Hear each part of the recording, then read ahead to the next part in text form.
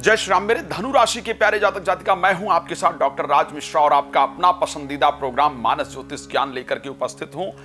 मार्च आखिर कैसे व्यतीत होगा आपके लिए, इस पर चर्चा करेंगे। खैर, आपके राशि स्वामी बृहस्पति हैं, इस टाइम मेष राशि के अंतर्गत गोचर कर रहे हैं, जो कि आपके पंचम भावस्थ हैं। राशि स्वामी एक बेहतर परिस्थिति में हैं, लेकिन वही 10th हाउस में केतु गोचर कर रहे हैं और 10th लॉर्ड जो बुध हैं वो 7 तारीख के बाद नीचस्थ होंगे। सो बहुत सारी चर्चाएं हैं जो इस कार्यक्रम में करने लायक हैं। लेकिन जब मैं धनु राशि की बात करता हूं तो मुझे एक शब्द याद आता है, मेरे बिना जी नहीं पाओगे, मेरे बिना जी नहीं पाओगे। ये बोलने का हक सिर्फ पैसों को है। उसका रीजन है कि मैं धनु राशि की जब बात करता हूं, धनु राशि एक स्वाभिमानी राशि है, अग्नि तत्व राशि है, पूर्व दिशा की राशि है और एक स्वाभिमानी राशि होने के कारण किसी के सामने सर झुकाना पसंद नहीं होता है। और इस कारण से चाहे जितना आप कर लें, सिर्फ शुगर कोटेड वर्ड नहीं आते हैं, सिर्फ चापलूसियां नहीं आती है, जिस कारण से आप इग्नोर किए जाते हैं या किए जाती हैं। चलिए, ये एक लंबा विषय होगा अगर मैं इस पर चर्चा पर जाऊंगा। सो राशि फल क्योंकि 5-7 मिनट ही चाहिए होता है आप सबको, उतना ही देता हूं। इन सब चीजों के लिए तो मैं लाइव आता ही हूं, उस पर आप जुड़ सकते हैं। सो धनु राशि की जब बात करेंगे, आपके राशि स्वामी पंचम भाव में गोचर करें, यानी बहुत किसी को आप पसंद करें, बहुत किसी को आप लाइक करें, या बच्चों को लेकर के पूरा झुकाव बना रहे, पूरा बच्चों पर फोकस बना रहे, पूरा विद्या अध्ययन पर फोकस बना रहे, इस प्रकार ये महीना रहने वाला है भाई। एक तो परिवार, बच्चों की तरफ ही पूरा फोकस इस महीने में डाइवर्ट रहेगा, टारगेट वही होगा। किसी को बहुत प्रेम करें, किसी को बहुत लगाव करें और उसके बारे में सारा दिन सोचें, उसके बारे में सारा दिन विचार करें। इस प्रकार की परिस्थितियां आपके साथ मुझे होती हुई नजर आ रही हैं और उसकी वृद्धि को देखकर आप खुश हों, इस प्रकार की परिस्थिति आपकी राशि में मुझे नजर आ रही है इस महीने में।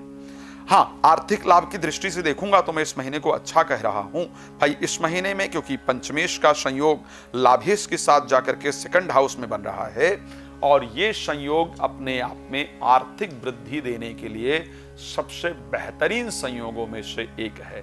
यानी पैसा अच्छा खासा आता हुआ दिख रहा है, आर्थिक वृद्धि अच्छी खासी इस माह में होती हुई आपके लिए दिख रही है। तो लाभ बेहतरीन होगा इस महीने में, ऐसा नजर आता है।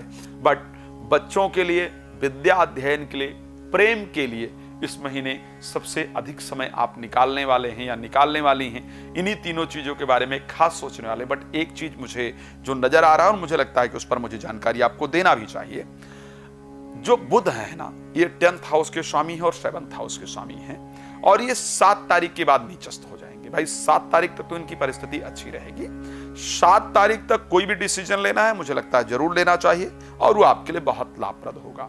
लेकिन 7 के बाद जब ये राहु के साथ गोचर करने जाएंगे और स्पेशली 4th हाउस के अंतर्गत गोचर करने जाएंगे 7th, तो ऐसे कंडीशन में आप एक ब्लाइंड फेथ किसी पर करें या जो डिसीजन लें वो आपके लिए नुकसानदायक हो, इस प्रकार की परिस्थिति है। तो मुझे लगता है कि यहां पर 7 से लेकर के 25 तारीख तक, चाहे वो अपने प्रोफेशन को लेकर के डिसीजन लेना हो, चाहे प्रोफेशनल लाइफ में अपने शब्दों को यूज करना हो, बहुत ध्यान से कीजिएगा।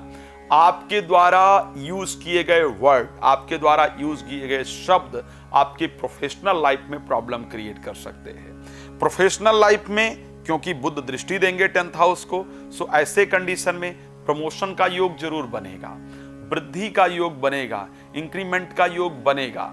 लेकिन वहीं पर बुध के नीचस्थ हो जाने के कारण, क्योंकि नीचस्थ होंगे, वो सारे योग बनने के बाद भी आप कोई ऐसा शब्द यूज कर लें जिसके कारण बना बनाया जो खेल है वो सब कुछ बिगड़ जाए। इस प्रकार की परिस्थिति, तो शब्दों पर बड़ा ध्यान रखिएगा, सोच समझकर डिसीजन लीजिएगा। कहीं नौकरी बदलने की बात आती है या किसी चीज में नए इन्वेस्टमेंट की बात आती है या कुछ बहुत अच्छा ऑफर आपको मिलता है, सो इन सब विषयों पर कृपया बहुत सोच समझ करके आप डिसीजन लेंगे तो आपके लिए निश्चित रूप से फायदेमंद रहेगा। वह आपको जरूर करने की आवश्यकता होगी। अब दूसरे विषय पर अगर हम चर्चा करते हैं 7th हाउस से रिलेटेड, कि 7th हाउस के भी लॉर्ड हैं बुध और वो भी नीचस्थ होंगे।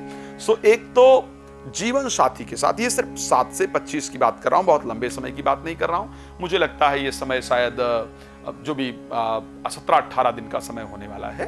सो ऐसे कंडीशन में जीवन साथी से जब बात करेंगे तो प्लीज थोड़ा सा पोलाइटली बात कीजिए और चीजों को समझने का अच्छे से प्रयास कीजिए और उनको समझाने का प्रयास कीजिए। बिल्कुल जो आप कहें वो सामने वाले या सामने वाली को समझ ना आए। वो आप चाहे किसी मैरिजेबल रिलेशन में हैं या आपकी मैरिज हो गई है, जीवन साथी के साथ है, या किसी को प्रेम इत्यादि करते हैं या करती हैं या दोस्ती है। सो इनसे आप जब भी बात करेंगे ना तो आपकी बातों का गलत मीनिंग निकाला जाए या आप बोले ही उस प्रकार का जिसका डबल मीनिंग हो और उसके कारण आपके रिलेशन खराब हो, इस प्रकार की परिस्थिति है।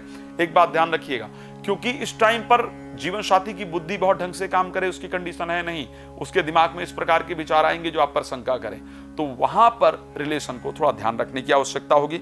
7 से 25 का जो समय है वो इंपॉर्टेंट होगा। आफ्टर 25 निश्चित रूप से जो परिस्थितियां हैं वो आपके लिए अनुकूल हो जाएंगी।